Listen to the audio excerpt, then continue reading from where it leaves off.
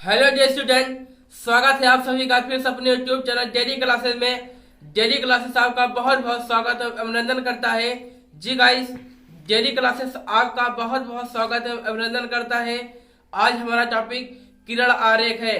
किरण आरेख के 3 नियम होते हैं, उन्हीं के अनुसार हमें प्रतिबिंब का बनना दिखाई देता है। तो गाइस, किरण आरेख क्या होता है, आइए हम इस वीडियो के माध्यम से आपको पूरी जानकारी देते हैं कि किरण आरेख क्या होता है। किरण आरेख 3 प्रकार के होते हैं। पहला प्रकार क्या होता है, आइए हम दिखाते हैं कि किरण आरेख में पहला प्रकार क्या है। सबसे पहले क्या है किरण आरेख, क्या है किरण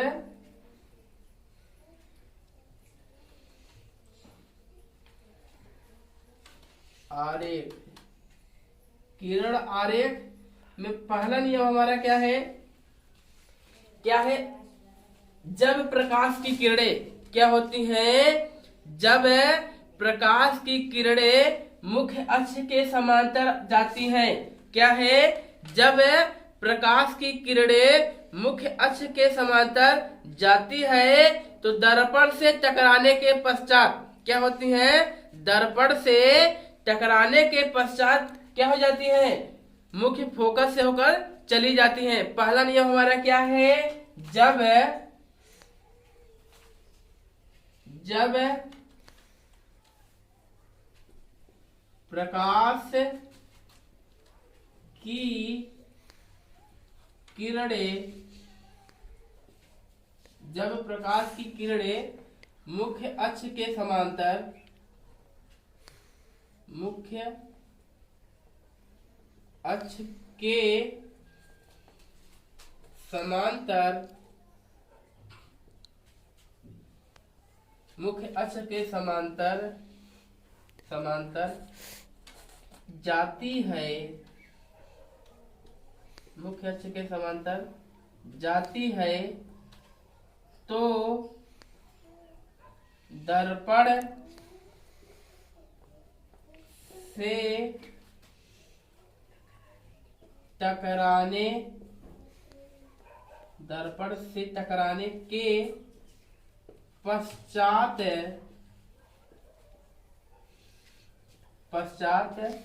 मुख्य फोकस से होकर चली जाती है। क्या है, दर्पण से टकराने के पश्चात मुख्य फोकस से होकर चली जाती है, चली जाती है। तो गाइस क्या है, जब प्रकाश की किरणें क्या होती हैं, जब प्रकाश की किरणें मुख्य अक्ष के समांतर जाती हैं, जब प्रकाश की किरणें मुख्य अक्ष के समांतर जाती हैं तो दर्पण से टकराने के पश्चात मुख्य फोकस से होकर चली जाती हैं। यानी क्या है हमारा, ये क्या है,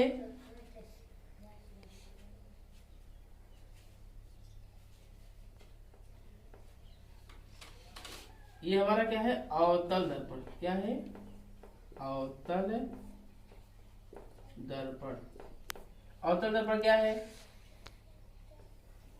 ये हमारा वक्रता केंद्र, मुख्य फोकस, मुख्य।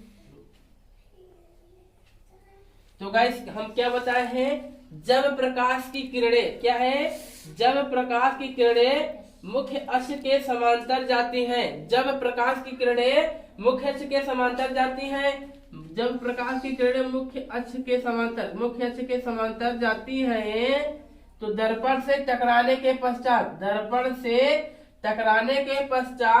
क्या होती है, दर्पण से टकराने के पश्चात मुख्य फोकस से होकर चली जाती है। यानी परावर्तन होने के पश्चात क्या होती है, दर्पण से टकराने के पश्चात क्या होती है, मुख्य फोकस से होकर चली जाती है। तो क्या है, मुख्य फोकस से होकर चली जाती है। तो गाइस ये हमारा अवतल दर्पण के लिए। उत्तल दर्पण के लिए क्या हो जाएगा हमारा,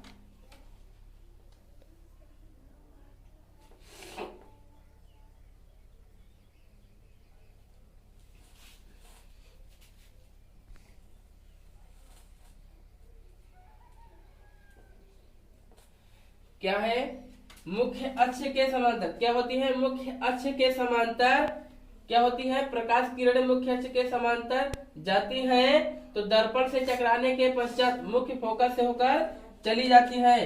तो गाइस क्या है? मुख्य अक्ष के समांतर जाती हैं तो दर्पण से टकराने के पश्चात यानी टकराने के पश्चात क्या होती है? मुख्य फोकस से होकर चली जाती हैं। तो गाइस हम पहले ही बताए हैं उत्तल दर्पण में क्या होता है? उत्तल दर्पण में हमें प्रतिबिंब क्या होता है? आभास होता है। बस क्या होता है? आभास। यानी आभास कैसे होगा? इस प्रकार से, इस प्रकार से क्या हो रही है? ये पहला हमारा नियम है। क्या है? जब प्रकाश की किरणें मुख्य अक्ष के समांतर जाती हैं तो दर्पण से टकराने के पश्चात मुख्य फोकस से होकर चली जाती हैं। तो गाइस ये है हमारा पहला नियम। दूसरा नियम क्या होता है? आइए हम दिखाते हैं कि दूसरा नियम क्या होता है।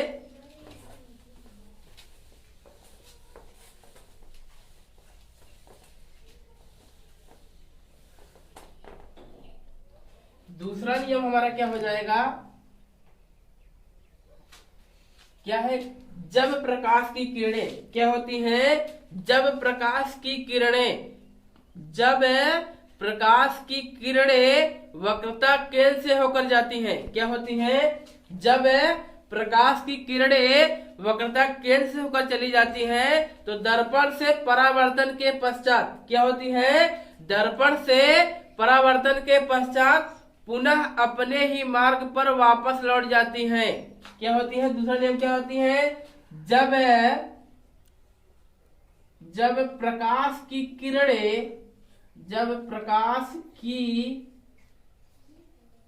किरणें,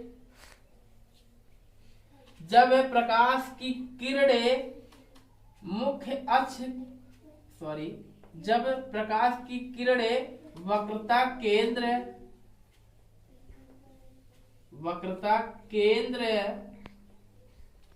जब प्रकाश की किरणें वक्रता केंद्र से होकर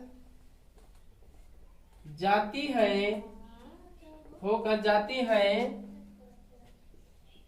है तो दर्पण से परावर्तन के पश्चात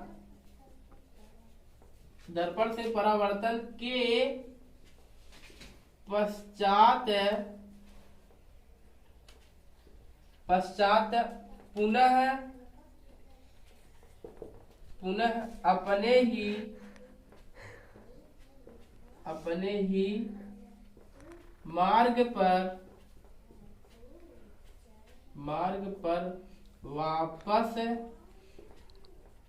वापस लौट जाती है।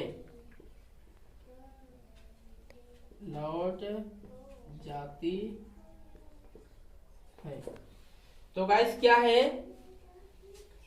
जब प्रकाश की किरणें क्या होती हैं? जब प्रकाश की किरणें वक्रता केंद्र से होकर जाती हैं, जब प्रकाश की किरणें वक्रता केंद्र से होकर जाती हैं तो दर्पण से परावर्तन के पश्चात क्या है? दर्पण से परावर्तन के पश्चात पुनः अपने ही मार्ग पर वापस लौट जाती है। तो क्या होती है? इसका चित्र क्या होगा हमारा? क्या है? ये अवतल दर्पण हो जाएगा।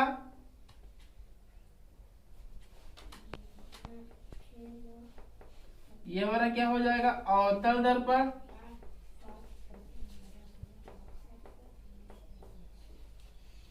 तो गाइस क्या है? ये हमारा C है, F है, P है। क्या हम क्या बताएं? जब प्रकाश की किरणें क्या होती हैं? जब प्रकाश की किरणें वक्रता केंद्र से होकर जाती हैं, जब प्रकाश की किरणें वक्रता केंद्र से होकर जाती हैं, वक्रता केंद्र कहाँ है? ये है हमारा वक्रता केंद्र से होकर जाती है। वक्रता केंद्र से होकर क्या हो रही है? जा रही है। तो दर्पण से क्या होती है? दर्पण से टकराने के पश्चात क्या होती है? दर्पण से टकराने के पश्चात क्या हो जाती है? पुनः अपने ही मार्ग पर वापस लौट जाती है। यानी दर्पण से टकराने के पश्चात पुनः अपने ही मार्ग पर वापस लौट जाती है। तो गाइस ये है हमारा दूसरा नियम। क्या होता है अवतल दर्पण के लिए, उत्तल दर्पण के लिए क्या हो जाएगा,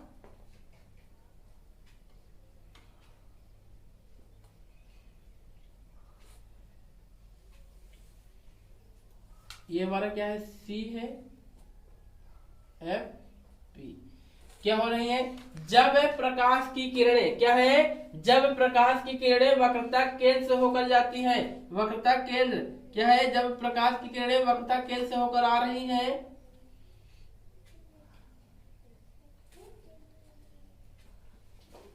वक्रता केंद्र से होकर आ रही है, तो क्या है वक्रता केंद्र से होकर जाती है, तो दर्पण से टकराने के पश्चात क्या है दर्पण से टकराने के पश्चात क्या हो जाती है, परावर्तन के पश्चात यानी टकराने के पश्चात यानी परावर्तन के पश्चात पुनः अपने ही मार्ग पर, यानी ये आ रही है पुनः अपने ही मार्ग पर वापस लौट जाती है, पुनः अपने ही मार्ग पर वापस लौट जाती है। तो गाइस ये है हमारा दूसरा नियम। क्या है, जब प्रकाश की किरणें क्या होती हैं, जब प्रकाश की किरणें वक्रता केंद्र से होकर जाती हैं तो दर्पण से परावर्तन के पश्चात अपने ही मार्ग पर वापस लौट जाती है। तो गाइस ये है दूसरा नियम। तीसरा नियम क्या होता है, आइए हम बताते हैं कि तीसरा नियम क्या होता है। तो गाइस तीसरा नियम क्या होता है,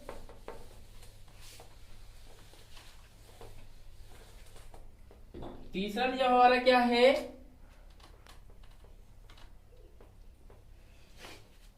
क्या होता है, जब प्रकाश की किरणें क्या होती हैं, जब प्रकाश की किरणें मुख्य फोकस से होकर जाती हैं, क्या होती हैं, जब प्रकाश की किरणें मुख्य फोकस से होकर जाती हैं तो क्या होता है, वह दर्पण से टकराने के पश्चात क्या होता है, दर्पण से टकराने के पश्चात मुख्य अक्ष के समांतर हो जाती हैं। क्या होती है, जब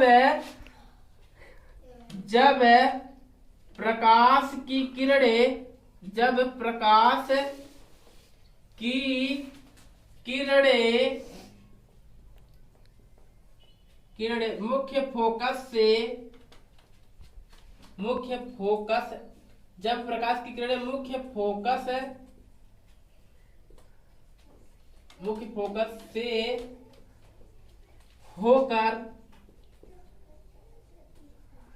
होकर जाती हैं तो दर्पण से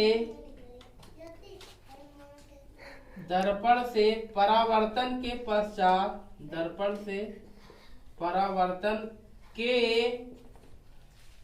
पश्चात क्या होता है, दर्पण से परावर्तन के पश्चात मुख्य अक्ष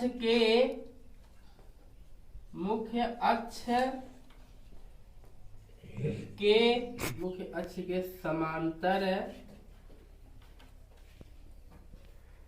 क्या होता है, मुख्य अक्ष के समांतर हो जाती हैं, होकर जाती हैं या हो जाती हैं, देखो मुख्य अक्ष के समांतर हो जाती है। तो गाइस क्या है, जब प्रकाश की किरणें क्या होती हैं, जब प्रकाश की किरणें मुख्य फोकस से होकर जाती हैं, जब प्रकाश की किरणें मुख्य फोकस से होकर जाती हैं तो दर्पण से परावर्तन के पश्चात क्या है, दर्पण से परावर्तन के पश्चात क्या हमारा हो जाएगा, मुख्य अक्ष के समांतर हो जाती हैं। क्या हो जाती है, प्रकाश की किरणें। तो गाइस अवतल दर्पण के लिए क्या हो जाएगा, हमारा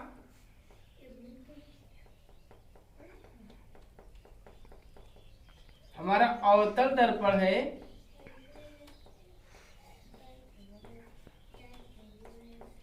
अवतल दर्पण क्या है, ये हमारा FCP। जब प्रकाश की किरणें क्या होती हैं, जब प्रकाश की किरणें मुख्य फोकस से होकर जाती हैं, जब प्रकाश की किरणें मुख्य फोकस से होकर जाती हैं तो दर्पण से परावर्तन के पश्चात, यानी क्या है, जब प्रकाश की किरणें मुख्य फोकस से होकर जाती हैं, जब प्रकाश की किरणें मुख्य फोकस से होकर जाती हैं तो दर्पण से परावर्तन के पश्चात, दर्पण से परावर्तन के पश्चात क्या हो जाती है, दर्पण से परावर्तन के पश्चात मुख्य अक्ष के समांतर हो जाती है, यानी मुख्य अक्ष के समांतर हो जाती है।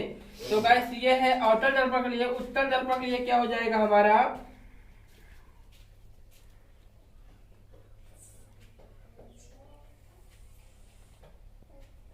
FCP।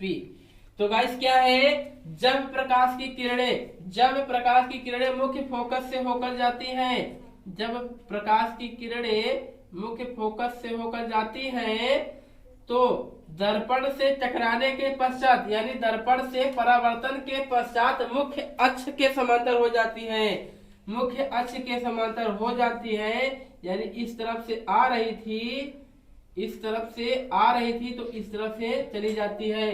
तो गाइस ये है हमारा किरण आरेख के 3 नियम होते हैं। इस वीडियो में हम तीनों नियम को पूरा किए हैं। अगर हमारा वीडियो अच्छा लगा हो तो हमारे चैनल को सब्सक्राइब करें और बेल आइकन को दबाना ना भूलें। जय हिंद, जय भारत।